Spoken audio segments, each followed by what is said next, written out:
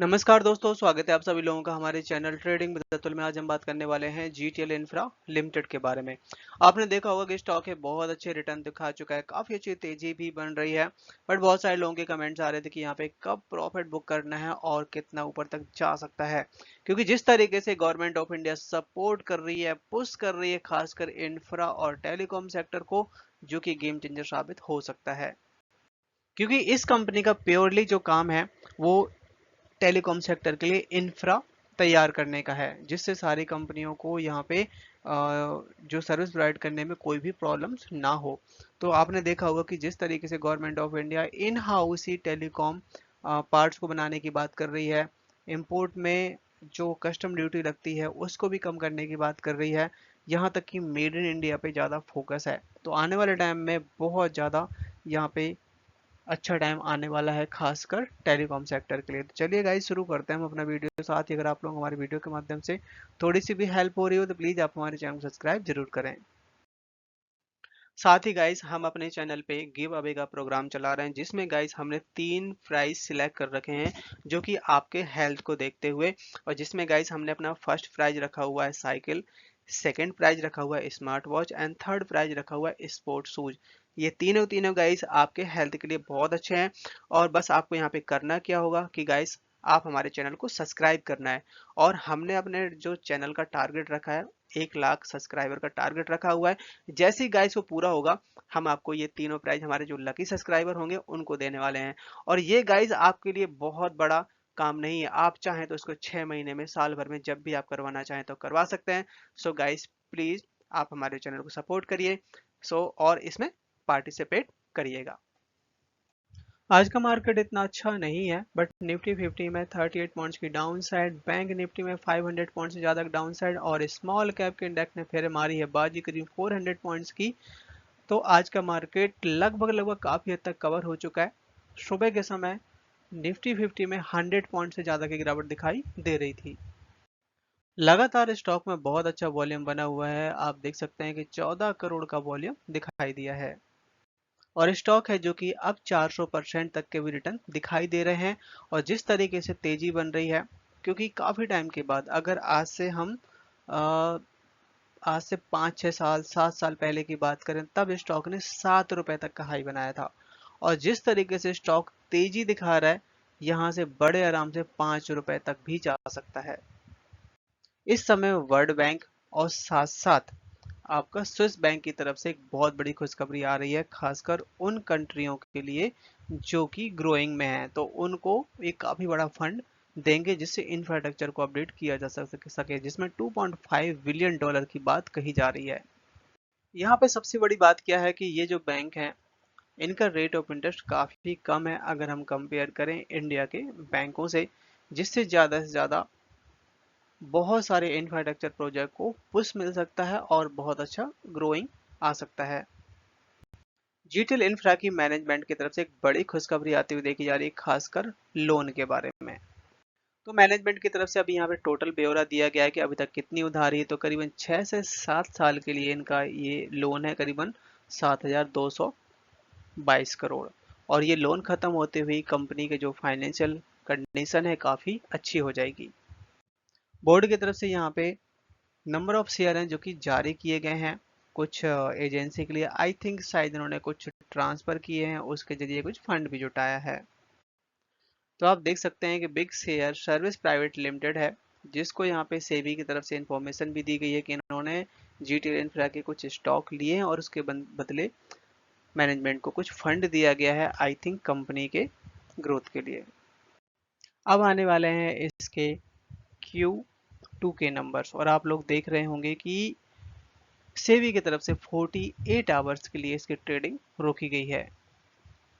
जिस तरीके से स्टॉक में तेजी बन रही है, बहुत सारे लोगों के कमेंट्स ये भी थे कि एक बार इसके रिजल्ट भी देखते हैं कि कैसे परफॉर्म कर रहा है। तो यहाँ पे आप देख सकते हैं कि ये अपने पास 1 साल का डेटा है, मार्च 2023 से लेकर 2024 के बीच में। कंपनी की सेल है लगातार ठीक ठाक सी है, एक एवरेज सी है, ऐसा नहीं कि बहुत कम हो रही है बहुत ज़्यादा हो रही है। अदर इनकम है वो जरूर कम हुई है, जो कि 15 करोड़ से केवल 3 करोड़ रह जाती है। टोटल इनकम है जो कि इस बार कम आई है, जो कि पिछले साल के क्वार्टर में काफ़ी अच्छी थी। बट अगर हम कंपेयर करें दिसंबर के क्वार्टर से मार्च क्वार्टर में, लगभग लगभग सेम है। खर्चे हैं, खर्चे काफ़ी कम हुए हैं। अगर आप देखेंगे पिछले साल मार्च 2023 में 1000 करोड़ के आसपास इनका खर्चा था, जो कि इसमें 340, तो इस पे काफ़ी कंट्रोल किया है, कॉस्ट कटिंग की है। अब बारी आती है कंपनी जो इंटरेस्ट बहुत ज़्यादा लग रहा है। आप देख सकते हैं कि करीबन 200 करोड़ का इंटरेस्ट पे किया है, टैक्स जीरो है और नेट जो लॉस है 214 करोड़। तो मतलब मार्च 2023 एक साल पहले करीबन 750 करोड़ का लॉस था, जो कि इस बार 214, मतलब कि एक एवरेज सा काम कर रही है। और इस बार के रिजल्ट का यहाँ पे बेसब्री से इंतजार रहेगा, आई थिंक अच्छे ही आएंगे। स्टॉक है जिसमें तेजी तो आनी ही थी, और आप देख सकते हैं कि बहुत अच्छी यहाँ पे खरीदारी कर रखी है डीआईएस की तरफ से। यूनियन बैंक जो कि 12%, central bank 7%, bank of Baroda 6%। आप देख सकते हैं कि आईसीआईसीआई बैंक जो बड़े से बड़े बैंक हैं जिन्होंने 5 से 4% तक की होल्डिंग कर रखी है। एलआईसी ने 3.5% तक की होल्डिंग। तो आप सोच सकते हैं कि ये जो खरीदारी है, ये जो तेजी बन रही है, इसके पीछे कारण क्या है।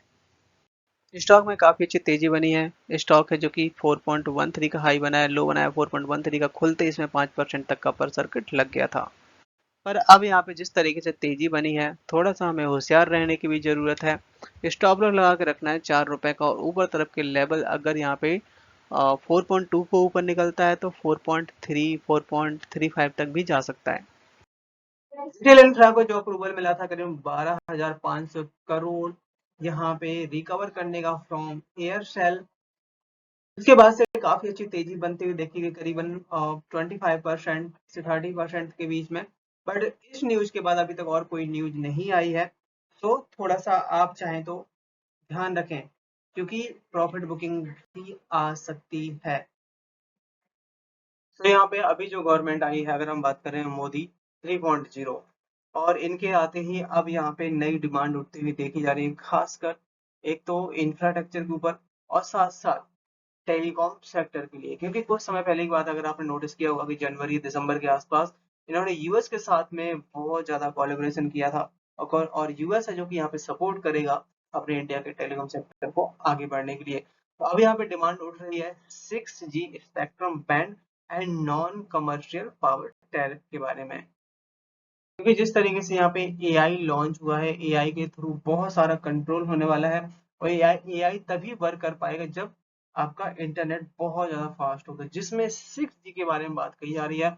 और अभी यहाँ पे जो 5G की स्पीड आ रही है, इससे मल्टीपल स्पीड बढ़ जाएगी, और जिसमें जितनी भी टेलीकॉम कंपनियां हैं उनकी अगर हम बात करें रेवेन्यू, वो तो बढ़ेगी बढ़ेगी, डिमांड भी आने वाले टाइम में अच्छी बढ़ने वाली है। इसके साथ साथ गवर्नमेंट ऑफ इंडिया ट्राई कर रही है कि अपने यहाँ पे ही सारे के सारे पार्ट मैन्युफैक्चरिंग हो जो भी टेलीकॉम सेक्टर में यूज होते हैं। उससे क्या होगा कि सस्ते रेट पे और टिकाऊ चीज़ मिलेगी, जिससे हर तरीके से अपना ही बेनिफिट होगा।